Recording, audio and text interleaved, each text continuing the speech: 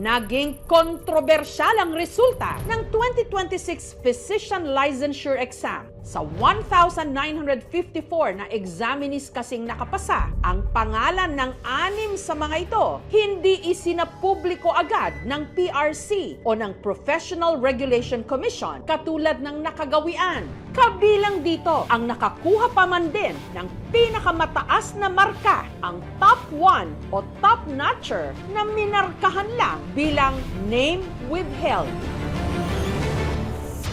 Ayon kasi sa PRC, kailangan pa raw munang i-verify ang resulta ng examinees.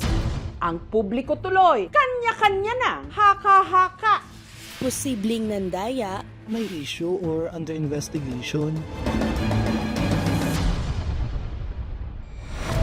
Hanggang sa linggong ito, sa isang Facebook post, nakilala na kung sino ang kontrobersyal na isinulat lang nung una na name withheld. Walang iba kundi si Dr. Erwin Ken Parchaso ng Lyceum Northwestern University sa Dagupan City sa Pangasinan na nakakuha ng pinakamataas na marka na 95.17%. Nabahiran man ng kontrobersya ang kanyang pangunguna na 10 years in the making daw, handa na niya ngayong ibahagi, eksklusibo dito sa KMJS, ang kanyang pinagdaanan bago niya nakamit ang pambihirang tagumpay. Nito lang Marso, isa si Ken sa halos 3,000 examinees na kumuha ng PLE o ng Physician Licensure Exam, board exams para sa mga gustong maging doktor. The physician's licensure examination is relatively one of the toughest. 4 na araw yan. Medyo confident naman ako nung nag-exam ako, nakakasagot ako. But then when the results came out, doon na nag-pop yung mga messages. Yung mga kabatch ko na mga sa review center that time, nagko-congratulations na sila sa isa't isa. Pero hindi ko nakita doon sa mga messages na congrats Ken. Wala yung pangalan ko. Medyo natameme ako. Na-depress na naman ako. Umiyak ako. Gumuho talaga yung mundo ko na inisip ko, bagsak na naman. Uulitin ko pa ba to? Mag-aaral na naman ba ako? Pero sa isip-isipan ko, ayoko na. Pagod na ako. At sa gitna ng inakala niyang pagkabigo, nanumbalik kay Ken kung paano ba nagsimula ang pangarap niyang maging doktor. Tubong La Trinidad sa Benguet ang pamilya ni Ken. Pag-aamin niya, hindi raw siya tutok noon sa kanyang academics o pag-aaral. I was not the smartest person in the room. I'm just a regular student back then. Dahil pangarap niya raw na sundan ang yapak ng kanyang ate Karen na isang nurse, pagtuntong ng kolehiyo, kumuha rin si Ken ng nursing. Dami kong na-encounter na mga patients na parang nawawalan sila ng pag-asa, natatakot sila sa sakit nila. Para bang gumuguho yung mundo nila. And then, doctors would arrive. Malaki pala talaga ang impact ng isang doctor sa isang pasyente sa buhay nila. Doctors don't just treat or diagnose a disease. They save a person's whole world. Gusto kong maging ganun sa isang tao. Kaya pagka-graduate niya ng nursing, nagpasya si Ken na ituloy ang pag-aaral ng medicine. Pero simula pa lang ng kanyang med school journey, meron ng mga aberya. Ang NMAT kasi yun yung prerequisite before ka mag-medicine. Ang mga school, meron silang standards, 90 and above. Believe me or not, nag-NMAT ako 3 times din. First take ko, mababa yung NMAT ko, 35. Second take ko, hindi ganun kataas, 55 lang. Naghihinayang na ako sa sarili ko. Parang hindi ko kaya to, parang nahihirapan ako masyado. Third try, 55 plus lang din yung grade ko. Hindi ako nakapasok dun sa first choice ko ng school. And that end up me enrolling sa Lyceum Dagupan. At first, napre-pressure ako kasi ibang level na to eh. Nahihirapan talaga ako. Nag-leave of absence ako for 2 years. Wala na din masyadong pera. Si Ken, nag-part-time job, pumasok bilang HR o Human Resources Staff at nagtrabaho rin bilang online English tutor. Kaya 2019, si Ken bumalik ng med school. Hindi ako masyadong nakakasabay kasi dun sa leave of absence ko ng within 2 years, wala akong masyadong ginawa kundi parang work din. Hindi ako nag-aral. Sa kabila ng pagod at pressure sa medicine proper, si Ken nagpursige at ang nagsilbi niya raw inspirasyon ang kanyang girlfriend noon at ngayoy kanyang misis, si Yael, na nakilala niya nung siya'y medical intern. Nakita ko siya sa hospital kung saan ako nag-i-internship. Sabi ko, ano to? Pasyente ba to? Pero nakita ko siyang nag-order ng doctor's order sa computer. And then, nagulat ako, ay, my gosh, doctor pala to. Nakausap ko. Medyo na-humble ako.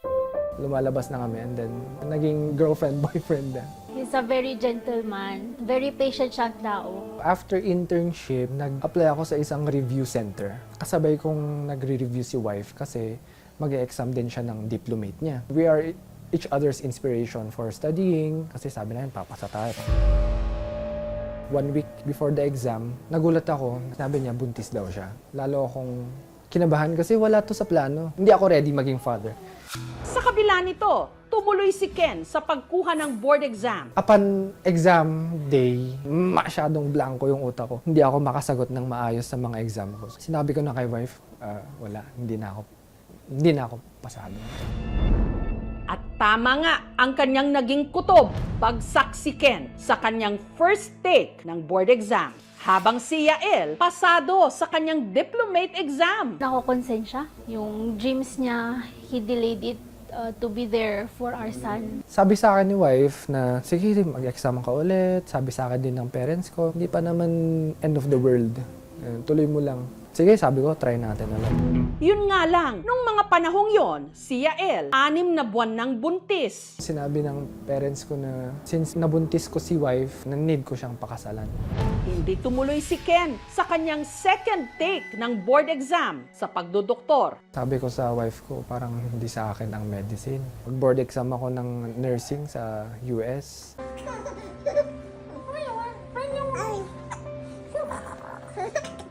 Hanggang nitong nakaraang taon, ipinanganak ni Yael ang kanilang panganay, si Zach.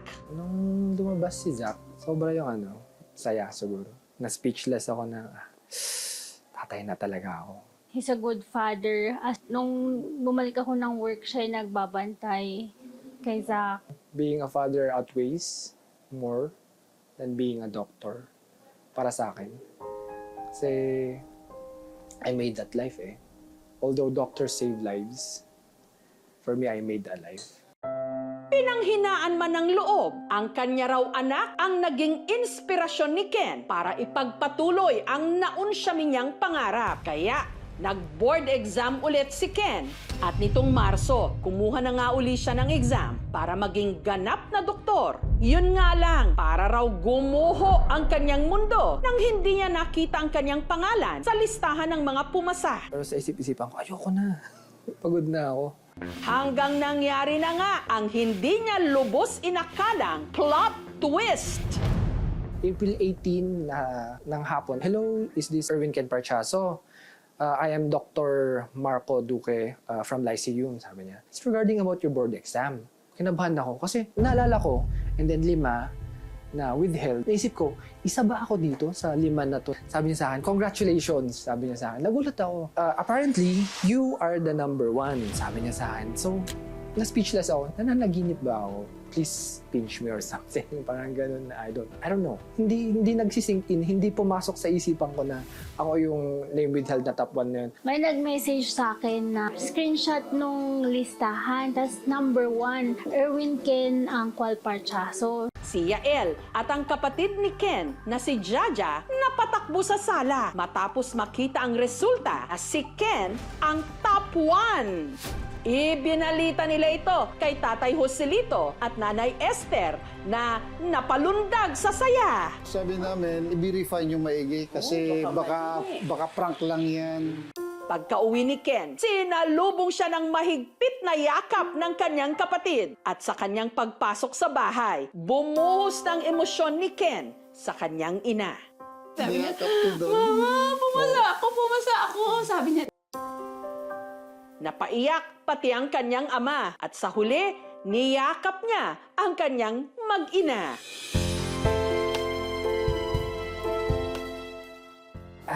It's overwhelming hanggang ngayon para sa akin na si Name with Help pala is, yun, ako pala.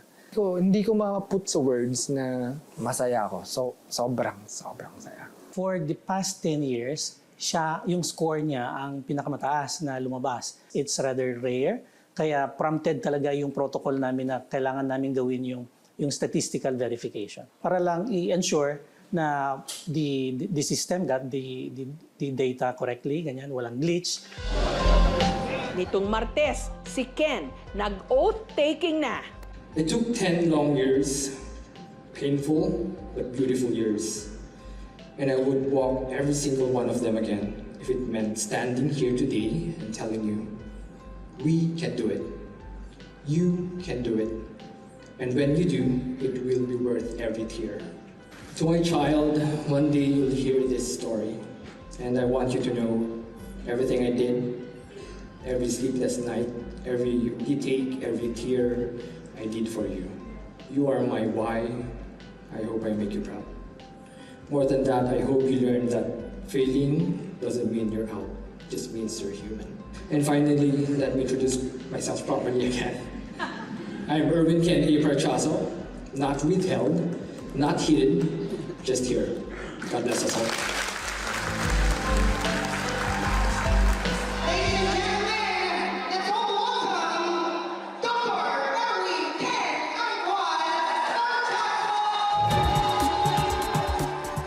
Ang kanya namang mga mahal sa buhay sa Baguio, naghanda ng Thanksgiving party.